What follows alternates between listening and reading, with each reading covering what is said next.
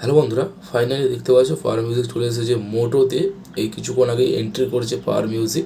তো দেখতে পাচ্ছ এই দুটো ট্র্যাকে করে এসেছে, একটা ইঞ্জিন ভ্যান এসেছে। তো দেখতে পাচ্ছ পাওয়ার মিউজিকে রয়েছে বন্ধুরা মেশিন সেট আপ, আরও বক্স টক্স অনেক কিছু রয়েছে গাড়ির মধ্যে। তো আর কিছুক্ষণ পরেই পাওয়ার মিউজিক ফিটিং শুরু করে দেবে। আর অপরদিকে বন্ধুরা ডিএসআরের জন্য কালকে রাত থেকে ফিটিং করছে, বর্মন মিউজিকও ফিটিং করছে।